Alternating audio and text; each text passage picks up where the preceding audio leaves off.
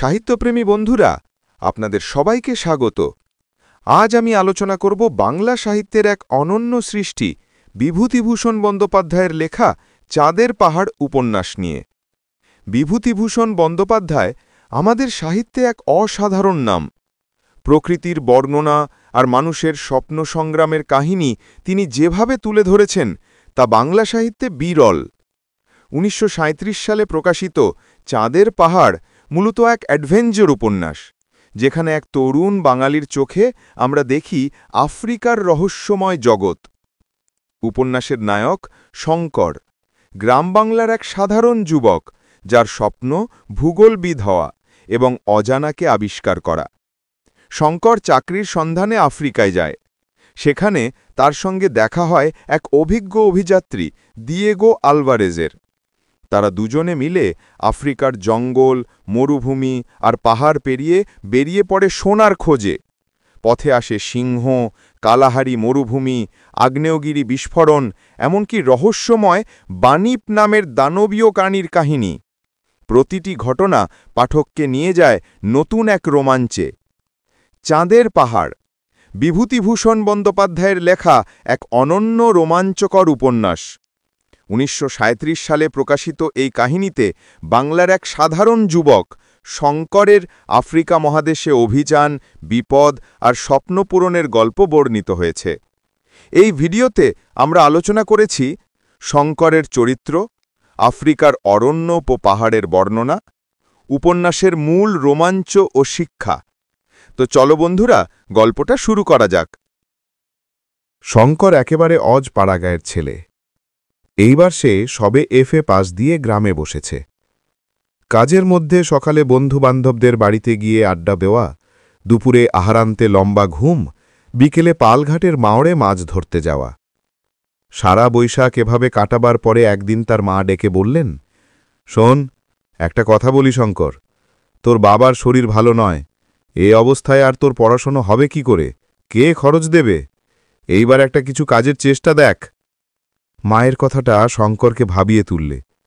সত্যিই তার বাবার শরীর আজ কমাস থেকে খুব খারাপ যাচ্ছে। কলকাতার খরচ দেওয়া তার পক্ষে ক্রমেই অসম্ভব হয়ে উঠেছে। অথচ করবেই বা কি শঙ্কর? এখন কি তাকে কেউ চাকরি দেবে? চেনেই বা সে কাকে? আমরা যে সময়ের কথা বলছি, ইউরোপের মহাযুদ্ধ বাঁধতে তখনও 5 বছর দেরি। ১৯০৯ সালের কথা। তখন চাকরির বাজার এতটা খারাপ ছিল না। শঙ্করদের গ্রামের এক ভদ্রলোক শ্যামনগরে না নৈহাটিতে পাটের কলে চাকরি করতেন। শঙ্করের মা তার স্ত্রীকে ছেলের চাকরির কথা বলে এলেন, যাতে তিনি স্বামীকে বলে শঙ্করের জন্য পাটের কলে একটা কাজ জোগাড় করে দিতে পারেন। ভদ্রলোক পরদিন বাড়ি বয়ে বলতে এলেন যে শঙ্করের চাকরির জন্য সাধ্যমতো চেষ্টা করবেন। শঙ্কর সাধারণ ধরনের ছেলে নয়। স্কুলে পড়বার সময় সে বরাবর খেলাধুলোতে প্রথম হয়ে এসেছে। সেবার মহকুমার এক্সিবিশনের সময় হাই জাম্পে সে প্রথম স্থান অধিকার করে মেডেল পায়। ফুটবলে অমন সেন্টার ফরওয়ার্ড ও অঞ্চলে তখন কেউ ছিল না। সাঁতার দিতে তার জুড়ি খুঁজে বেলা ভার। গাছে উঠতে, ঘোড়ায় চড়তে, বক্সিংয়ে সে অত্যন্ত নিপুণ। কলকাতায় পড়বার সময় ওয়াইএমসিএতে সে রীতিমতো বক্সিং অভ্যাস করেছে। এইসব কারণে পরীক্ষায় সে তত ভালো করতে পারেনি, দ্বিতীয় বিভাগে উত্তীর্ণ হয়েছিল। কিন্তু তার একটি বিষয়ে অদ্ভুত জ্ঞান ছিল।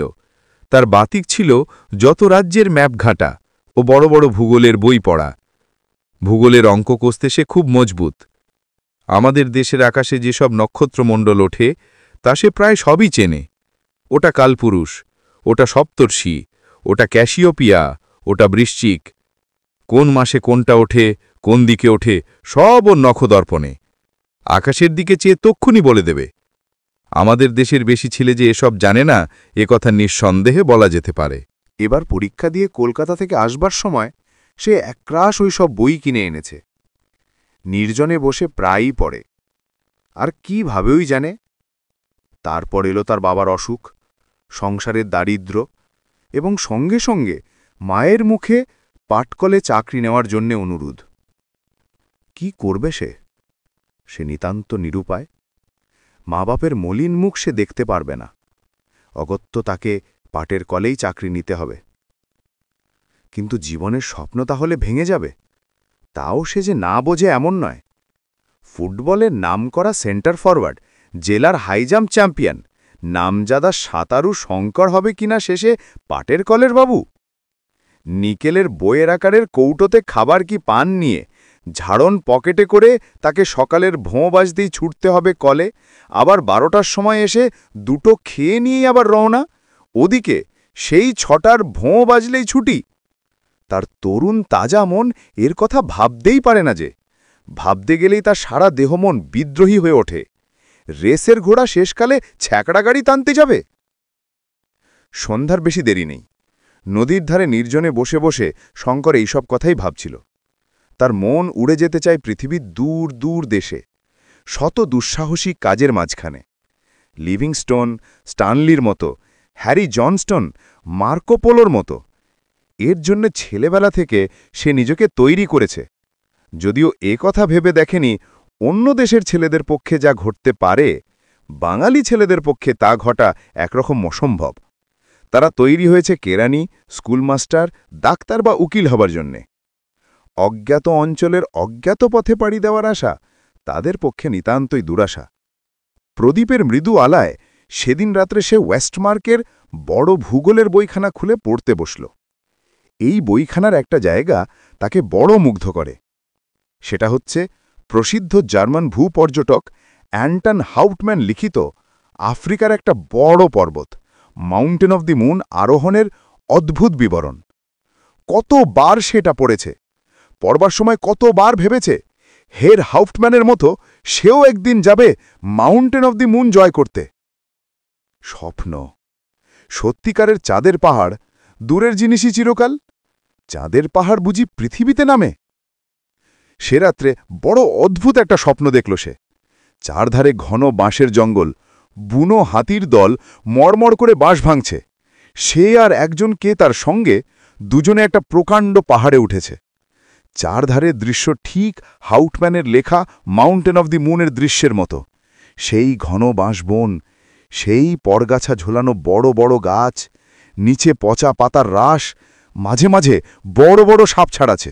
পাহাড়ের খালি গা, আর দূরে গাছপালার ফাঁকে জ্যোৎস্নায় ধোয়া সাদা ধবধবে চিরতুষারে ঢাকা পর্বত শিখরটি এক একবার দেখা যাচ্ছে, এক একবার বনের আড়ালে চাপা পড়ছে। পরিষ্কার আকাশে দু একটি তারা এখানে ওখানে। একবার সত্যিই সে যেন বুনো হাতির গর্জন শুনতে পেল। সমস্ত বনটা কেঁপে উঠল। এত বাস্তব বলে মনে হল সেটা, যেন সেই ডাকেই তার ঘুম ভেঙে গেল। বিছানার উপর উঠে বসল। ভোর হয়ে গিয়েছে। জানালার ফাঁক দিয়ে দিনের আলো ঘরের মধ্যে এসেছে। কি স্বপ্নটাই না দেখেছে সে! ভোরের স্বপ্ন নাকি সত্যি হয়, বলে তো অনেকে। অনেকদিন আগেকার একটা ভাঙা পুরনো মন্দির আছে তাদের গাঁয়ে। 12 ভূঁইয়ার এক ভূঁইয়ার জামায় মদন রায় নাকি প্রাচীন এই মন্দির তৈরি করেন। এখন মদন রায়ের বংশে কেউ নেই। মন্দির ভেঙে চুরে গিয়েছে, অশ্বত্থ গাছ বটগাছ গজিয়েছে কার্নিশে। কিন্তু যেখানে ঠাকুরের বেদি, তার উপরের খিলেনটা এখনও ঠিক আছে। কোনো মূর্তি নেই, তবুও শনি মঙ্গলবারে পুজো হয়। মেয়েরা বেদিতে সিঁদুর চন্দন মাখিয়ে রেখে যায়। সবাই বলে ঠাকুর বড় জাগ্রত, যে যা মানত করে তাই হয়। শঙ্কর সেদিন স্নান করে উঠে মন্দিরের একটা বটের ঝুড়ির গায়ে একটা ঢিল ঝুলিয়ে কি প্রার্থনা জানিয়ে এলো। বিকেলে সে গিয়ে অনেকক্ষণ মন্দিরের সামনে দুর্বাঘাসের বনে বসে রইল। জায়গাটা পাড়ার মধ্যে হলেও বনে ঘেরা। কাছেই একটা পোড়ো বাড়ি। এদের বাড়িতে একটা খুন হয়ে গিয়েছিল শঙ্করের শিশুকালে। সেই থেকে বাড়ির মালিক এ গ্রাম ছেড়ে অন্যত্র বাস করছেন। সবাই বলে জায়গাটায় ভূতের ভয়, একা বড় কেউ এদিকে আসে না। শঙ্করের কিন্তু এই নির্জন মন্দির প্রাঙ্গণের নিরালা বনে চুপ করে বসে থাকতে বড় ভালো লাগে। ওর মনে আজ ভোরের স্বপ্নটা দাগ কেটে বসে গিয়েছে। এই বনের মধ্যে বসে শঙ্করের আবার সেই ছবিটা মনে পড়ল। সেই মড়মড় করে বাঁশঝাড় ভাঙছে বুনো হাতির দল, পাহাড়ের অধিত্যকার নিবিড় বনে পাতালতার ফাঁকে ফাঁকে অনেক উঁচুতে পর্বতের জ্যোৎস্না পাণ্ডুর তুষারাবৃত শিকড়দেশটা যেন কোনো স্বপ্নরাজ্যের সীমা নির্দেশ করছে। কত স্বপ্ন তো সে দেখেছে জীবনে, এত সুস্পষ্ট ছবি স্বপ্নে সে দেখেনি কখনো। এমন গভীর রেখাপাত করেনি কোনো স্বপ্ন তার মনে। সব মিথ্যে, তাকে যেতে হবে পাটের কলে চাকরি করতে, তাই তার ললাট লিপি নয় কি? কিন্তু মানুষের জীবনে এমন সব অদ্ভুত ঘটনা ঘটে যা উপন্যাসে ঘটাতে গেলে পাঠকেরা বিশ্বাস করতে চাইবে না, হেসেই উড়িয়ে দেবে। শঙ্করের জীবনেও এমন একটি ঘটনা সম্পূর্ণ অপ্রত্যাশিতভাবে ঘটে গেল। সকালবেলা সে একটু নদীর ধারে বেরিয়ে এসে সবে বাড়িতে পা দিয়েছে, এমন সময়ে ওপাড়ার রামেশ্বর মুখুজ্জেস্কি এক টুকরো কাগজ নিয়ে এসে তার হাতে দিয়ে বললেন, বাবা শঙ্কর, আমার জামাইয়ের খোঁজ পাওয়া গেছে অনেক দিন পরে। ভদ্রেশ্বরে ওদের বাড়িতে চিঠি দিয়েছে, কাল পিন্টু সেখান থেকে এসেছে, এই ঠিকানা তারা লিখে দিয়েছে। পড়ো তো বাবা। শঙ্কর বললে, ওহ, প্রায় 2 বছরের পর খোঁজ মিলল। বাড়ি থেকে পালিয়ে গিয়ে কি ভয়টাই দেখালেন। এর আগেও তো একবার পালিয়ে গেছিলেন না? তারপর সে কাগজটা খুললে। লেখা আছে, Prasad Das Bandyopadhyay, Uganda railway head office, construction department, Mombasa, পূর্ব আফ্রিকা। শঙ্করের হাত থেকে কাগজের টুকরোটা পড়ে গেল। পূর্ব আফ্রিকা? পালিয়ে মানুষ এত দূর যায়? তবে সে জানে ননিবালা দিদির এই স্বামী অত্যন্ত একরোখা, ডানপিটে ও ভবঘ্ঘরে ধরনের। একবার এই গ্রামেই তার সঙ্গে শঙ্করের আলাপও হয়েছিল। শঙ্কর তখন এন্ট্রেন্স ক্লাসে সবে উঠেছে। লোকটা খুব উদার প্রকৃতির, লেখাপড়া ভালোই জানে, তবে কোনো একটা চাকরিতে বেশি দিন টিকে থাকতে পারে না, উড়ে বেড়ানোর স্বভাব।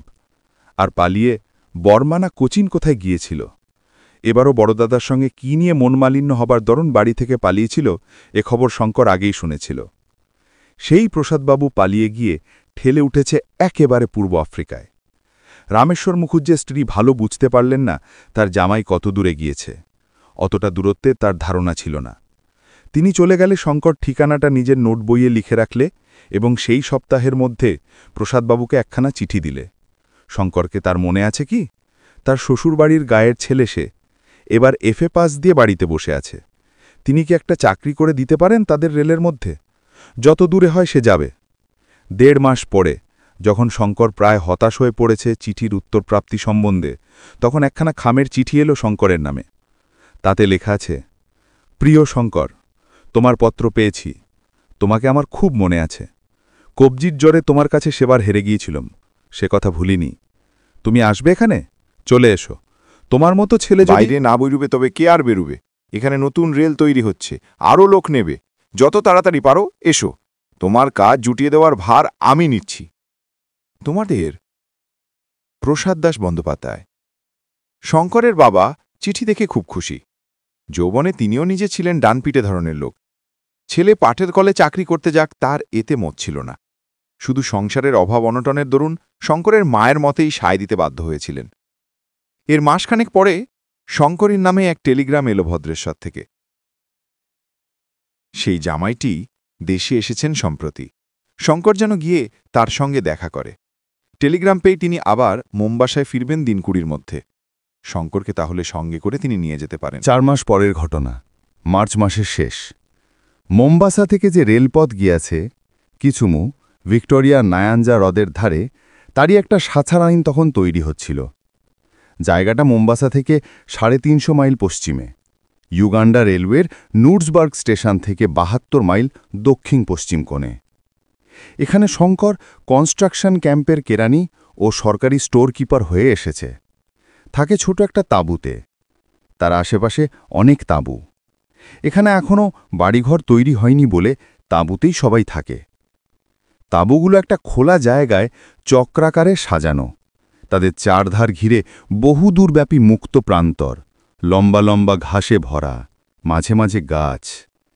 তাঁবুগুলোর ঠিক গায়েই খোলা জায়গার শেষ সীমান্ত একটা বড় বাওবাব গাছ। আফ্রিকার বিখ্যাত গাছ। শঙ্কর কতবার ছবিতে দেখেছে, এবার সত্যিকার বাওবাব দেখে শঙ্করের যেন আঁশ মেটে না। নতুন দেশ, শঙ্করের তরুণ তাজা মন, সেই ইউগান্ডার এই নির্জন মাঠ ও বনে নিজের স্বপ্নের সার্থকতাকে যেন খুঁজে পেল। কাজ শেষ হয়ে যেতেই সে তাঁবু থেকে রোজ বেরিয়ে পড়ত, যেদিকে দুচোখ যায় সেদিকে বেড়াতে বেরোত। পূবে, পশ্চিমে, দক্ষিণে, উত্তরে, সব দিকেই লম্বা লম্বা ঘাস, কোথাও মানুষের মাথা সমান উঁচু, কোথাও তার চেয়েও উঁচু। কনস্ট্রাকশন তাঁবুর ভারপ্রাপ্ত ইঞ্জিনিয়ার সাহেব একদিন শঙ্করকে ডেকে বললেন, শোনো রায়, ওরকম এখানে বেরিও না। বিনা বন্দুকে এখানে এক পাও যেও না। প্রথম, এই ঘাসের জমিতে পথ হারাতে পারো। পথ হারিয়ে লোকে এসব জায়গায় মারাও গিয়েছে জলের অভাবে। দ্বিতীয়, ইউগান্ডা সিংহের দেশ। এখানে আমাদের সানা শব্দ আর হাতুড়ি ঠোকার আওয়াজে সিংহ হয়তো একটু দূরে চলে গিয়েছে, কিন্তু ওদের বিশ্বাস নেই। খুব সাবধান, এসব অঞ্চল মোটেই নিরাপদ নয়। একদিন দুপুরের পরে কাজকর্ম বেশ পুরোদমে চলছে। হঠাৎ তাঁবু থেকে কিছু দূরে লম্বা ঘাসের জমির মধ্যে মনুষ্য কণ্ঠের আর্তনাদ শোনা গেল। সবাই সেদিক ছুটে গেল ব্যাপার কি দেখতে। শঙ্করও ছুটল। ঘাসের জমি পাতি পাতি করে খোঁজা হলো, কিছুই নেই সেখানে। কিসের চিৎকার তবে? ইঞ্জিনিয়ার সাহেব এলেন। কুলিদের নামডাক হল। দেখা গেল একজন কুলি অনুপস্থিত। অনুসন্ধানে জানা গেল সে একটু আগে ঘাসের বনের দিকে কি কাজে গিয়েছিল। তাকে ফিরে আসতে কেউ দেখেনি। খোঁজাখুঁজি করতে করতে ঘাসের বনের বাইরে কটা বালির ওপরে সিংহের পায়ের দাগ পাওয়া গেল। সাহেব বন্দুক নিয়ে লোকজন সঙ্গে করে পায়ের দাগ দেখে দেখে অনেক দূর গিয়ে একটা বড় পাথরের আড়ালে হতভাগ্য কুলির রক্তাক্ত দেহ বার করলেন। তাকে তাঁবুতে ধরাধরি করে নিয়ে আসা হল, কিন্তু সিংহের কোনো চিহ্ন মিলল না। লোকজনের চিৎকারে সে শিকার ফেলে পালিয়েছে। সন্ধ্যার আগেই কুলিটা মারা গেল। তাঁবুর চারপাশে লম্বা ঘাস অনেক দূর পর্যন্ত কেটে সাফ করে দেওয়া হলো পরদিনই। দিন কতক সিংহের কথা ছাড়া তাঁবুতে আর কোনো গল্পই নেই। তারপর মাসখানেক পরে ঘটনাটা পুরনো হয়ে গেল। সে কথা সকলের মনে চাপা পড়ে গেল। কাজকর্ম আবার বেশ চলল। সেদিন দিনে খুব গরম। সন্ধ্যার একটু পরেই কিন্তু ঠান্ডা পড়ল। কুলিদের তাঁবুর সামনে অনেক কাঠকুটো জ্বালিয়ে আগুন করা হয়েছে। সেখানে তাঁবুর সবেই গোল হয়ে বসে গল্পগুজব করছে। শঙ্করও সেখানে আছে। সে ওদের গল্প শুনছে এবং অগ্নিকুণ্ডের আলোতে কেনিয়া মর্নিং নিউজ পড়ছে। খবরের কাগজখানা 5 দিনের পুরনো, কিন্তু এই জনহীন প্রান্তরে তবু এখান তাতে বাইরের দুনিয়ার যা কিছু একটা খবর পাওয়া যায়। তিরুমল আপ্পা বলে একজন মাদ্রাজি কেরানির সঙ্গে শঙ্করের খুব বন্ধুত্ব হয়েছিল। তিরুমল তরুণ যুবক, বেশ ইংরেজি জানে, মনেও খুব উৎসাহ। সে বাড়ি থেকে পালিয়ে এসেছে অ্যাডভেঞ্চারের নেশায়। শঙ্করের পাশে বসে সে আজ সন্ধে থেকে ক্রমাগত দেশের কথা, তার বাপমায়ের কথা, তার ছোট বোনের কথা বলছে। ছোট বোনকে সে বড় ভালোবাসে। বাড়ি ছেড়ে এসে তার কথাই তিরুমলের বড় মনে হয়। একবার সে দেশের দিকে যাবে সেপ্টেম্বর মাসের শেষে। মাস 2 ছুটি মঞ্জুর করবে না সাহেব। ক্রমে রাত বেশি হল। মাঝে মাঝে আগুন নিভে যাচ্ছে, আবার কুলিরা তাতে কাঠ কুটো ফেলে দিচ্ছে। আরও অনেকে উঠে শুতে গেল। কৃষ্ণপক্ষের ভাঙা চাঁদ ধীরে ধীরে দূর দিগন্তে দেখা দিল। সমগ্র প্রান্তর জুড়ে আলো আঁধারের লুকোচুরি আর বুনো গাছের দীর্ঘ দীর্ঘ ছায়া। শঙ্করের ভারী অদ্ভুত মনে হচ্ছিল বহুদূর বিদেশের এই স্তব্ধ রাত্রির সৌন্দর্য। কুলিদের ঘরের একটা খুঁটিতে হেলান দিয়ে এক দৃষ্টে সে সম্মুখের বিশাল জনহীন তৃণভূমির আলো আধার মাখা রূপের দিকে চেয়ে চেয়ে কত কি ভাবছিল। ওই বাওবাব গাছটার ওদিকে অজানা দেশের সীমা কেপটাউন পর্যন্ত বিস্তৃত। মধ্যে পড়বে কত পর্বত, অরণ্য, প্রাগৈতিহাসিক যুগের নগর জিম্বারি, বিশাল ও বিভীষিকাময় কালাহারি মরুভূমি, হীরকের দেশ, সোনার খনির দেশ। একজন বড় স্বর্ণান্বেষী পর্যটক যেতে যেতে হোঁচট খেয়ে পড়ে গেলেন। যে পাথরটাতে লেগে হোঁচট খেলেন সেটা হাতে তুলে ভালো করে পরীক্ষা করে দেখলেন তার সঙ্গে সোনা মেশানো রয়েছে। সে জায়গায় বড় একটা সোনার খনি বেরিয়ে পড়ল। এ ধরনের কত গল্প সে পড়েছে দেশে থাকতে। এই সেই আফ্রিকা, সেই রহস্যময় মহাদেশ, সোনার দেশ, হীরের দেশ। কত অজানা জাতি, অজানা দৃশ্যাবলী, অজানা জীবজন্তু এর সীমাহীন ট্রপিক্যাল অরণ্যে আত্মগোপন করে আছে। কে তার হিসেব রেখেছে? কত কি ভাবতে ভাবতে শঙ্কর কখন ঘুমিয়ে পড়েছে। হঠাৎ কিসের শব্দে তার ঘুম ভাঙল। সে ধর্মর করে জেগে উঠে বসল। চাঁদ আকাশে অনেকটা উঠেছে। ধবধবে সাদা জ্যোৎস্না দিনের মতো পরিষ্কার। অগ্নিকুণ্ডের আগুন গিয়েছে নিভে। কুলিরা সব কুণ্ডলি পাকিয়ে আগুনের ওপরে শুয়ে আছে। কোনো দিকে কোনো শব্দ নেই। হঠাৎ শঙ্করের দৃষ্টি পড়ল তার পাশে। এখানে তো তিরুমলাপ্পা বসে তার সঙ্গে গল্প করছিল। সে কোথায়? তাহলে হয়তো সে তাঁবুর মধ্যে ঘুমোতে গিয়ে থাকবে। শঙ্করও নিজে উঠে শুতে যাবার উদ্যোগ করছে, এমন সময় অল্প দূরেই পশ্চিম কোণে মাঠের মধ্যে ভীষণ সিংহগর্জন শুনতে পাওয়া গেল। রাত্রির অস্পষ্ট জ্যোৎস্নালোক যেন কেঁপে উঠল সে রবে। কুলিরা ধর্মর করে জেগে উঠল। ইঞ্জিনিয়ার সাহেব বন্দুক নিয়ে তাঁবুর বাইরে এলেন। শঙ্কর জীবনে প্রথম শুনলে সিংহের গর্জন। সেই দিগদিশাহীন তৃণভূমির মধ্যে শেষ রাত্রের জ্যোৎস্নায় সে গর্জন যে কি এক অনির্দিষ্ট অনুভূতি তার মনে জাগালে তা ভয় নয়, সে এক রহস্যময় ও জটিল মনোভাব। একজন বৃদ্ধ মাসাইকুলি ছিল তাঁবুতে। সে বললে, সিংহ লোক মেরেছে, লোক না মারলে এমন গর্জন করবে না। তাঁবুর ভেতর থেকে তিরুমলের সঙ্গী এসে হঠাৎ জানালে তিরুমলের বিছানা শূন্য, তাঁবুর মধ্যে কোথাও সে নেই। কথাটা শুনে সবাই চমকে উঠল। শঙ্কর নিজে তাঁবুর মধ্যে ঢুকে দেখে এলো সত্যিই সেখানে কেউ নেই। তখনই কুলিরা আলো জ্বলে লাঠি নিয়ে বেরিয়ে পড়ল। সব তাঁবুগুলোতে খোঁজ করা হলো, নাম ধরে চিৎকার করে ডাকাডাকি করলে সবাই মিলে। তিরুমলের কোনো সাড়া মিলল না। তিরুমল যেখানটাতে শুয়েছিল সেখানটাতে ভালো করে দেখা গেল। তখন কোনো একটা ভারী জিনিসকে টেনে নিয়ে যাওয়ার দাগ মাটির ওপর সুস্পষ্ট। ব্যাপারটা বুঝতে কারো দেরি হল না।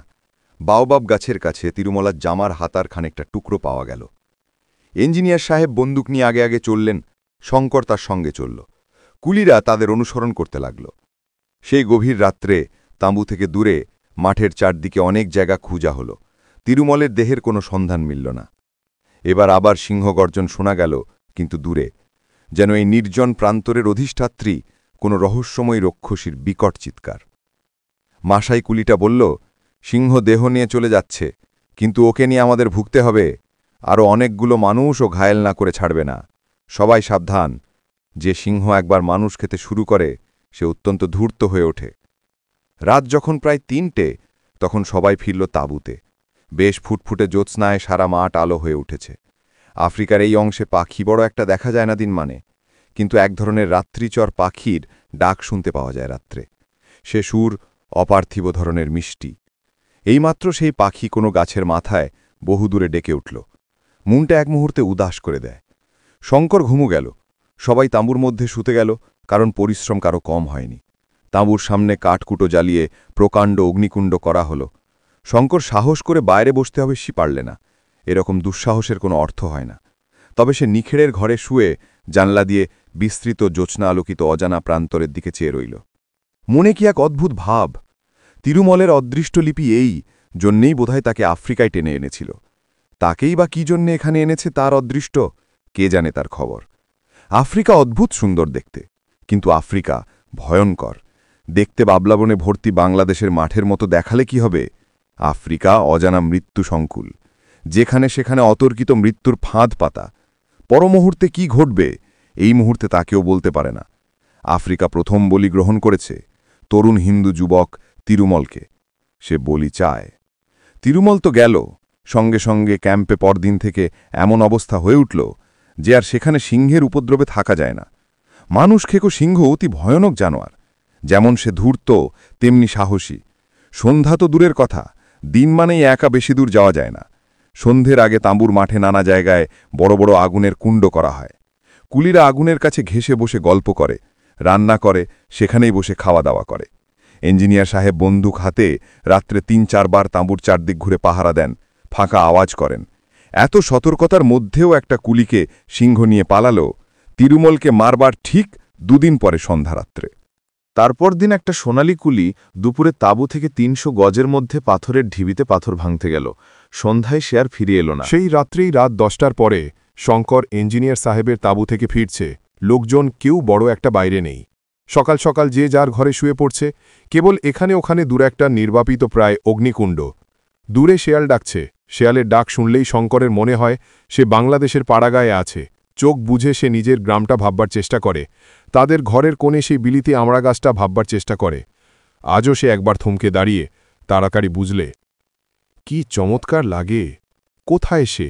সেই তাদের গায়ের বাড়িতে জানলার কাছে তক্তপোষে শুয়ে বিলিতি আমড়া গাছটার ডালপালা চোখ খুললেই চোখে পড়বে। ঠিক দেখবে সে চোখ খুলে। শঙ্কর ধীরে ধীরে চোখ খুললে। অন্ধকার প্রান্তর।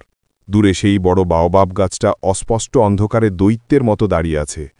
হঠাৎ তার মনে হল সামনের একটা ছাতার মতো গোল খড়ের নিচু চালের ওপর কি যেন একটা নড়ছে। পরক্ষণেই সে ভয়ে ও বিস্ময়ে কাঠ হয়ে গেল।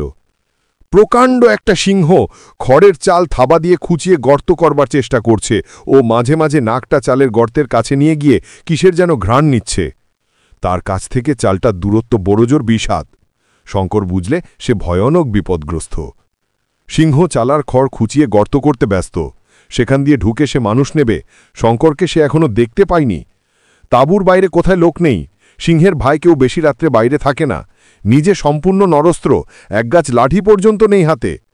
শঙ্কর নিঃশব্দে পিছু হটতে লাগল ইঞ্জিনিয়ারের তাঁবুর দিকে, সিংহের দিকে চোখ রেখে। 1 মিনিট, 2 মিনিট, নিজের স্নায়ুমণ্ডলীর ওপর যে তার এত কর্তৃত্ব ছিল তা এর আগে শঙ্কর জানত না। একটা ভীতিসূচক শব্দ তার মুখ দিয়ে বেরুল না, বা সে হঠাৎ পিছু ফিরে দৌড় দেবার চেষ্টাও করল না। ইঞ্জিনিয়ারের তাঁবুর পর্দা উঠিয়ে এসে ঢুকে দেখল সাহেব টেবিলে বসে তখনও কাজ করছে। সাহেব ও রকম সকম দেখে বিস্মিত হয়ে কিছু জিজ্ঞেস করবার আগেই ও বললে, সাহেব, সিংহ! সাহেব লাফিয়ে উঠল, কই, কোথায়? বন্দুকের র্যাকে একটা 375 ম্যানলিকার রাইফেল ছিল। সাহেব সেটা নামিয়ে নিল, শঙ্করকে আরেকটা রাইফেল দিল। দুজনে তাঁবুর পর্দা তুলে আস্তে আস্তে বাইরে এলো। একটু দূরেই সেই গোল চালা, কিন্তু চালার ওপর কোথায় সিংহ? শঙ্কর আঙুল দিয়ে দেখিয়ে বললে, এইমাত্র দেখে গেলাম স্যার, ওই চালার ওপর সিংহ থাবা দিয়ে খড় খোঁচাচ্ছে। সাহেব বললে, পালিয়েছে, জাগাও সবাইকে। একটু পরে তাঁবুতে মহা শোরগোল পড়ে গেল। লাঠি, সড়কি, গাঁতি, মুগুর নিয়ে কুলির দল হল্লা করে বেরিয়ে পড়ল। খোঁজ খোঁজ চারদিকে। খড়ের চাল সত্যিই ফুটো দেখা গেল, সিংহের পায়ের দাগও পাওয়া গেল, কিন্তু সিংহ উধাও হয়েছে। আগুনের কুণ্ডে বেশি করে কাঠ ও শুকনো খড় ফেলে আগুন আবার জ্বালানো হল। সে রাত্রে অনেকেরই ভালো ঘুম হল না, কিন্তু তাঁবুর বাইরে বড় একটা কেউ রইল না। শেষ রাত্রের দিকে শঙ্কর নিজের তাঁবুতে শুয়ে একটু ঘুমিয়ে পড়েছিল। একটা মহা শোরগোড়ের শব্দে তার ঘুম ভেঙে গেল। মাসাই কুলিরা সিম্বা সিম্বা বলে চিৎকার করছে। 2 বার বন্দুকের আওয়াজ হল।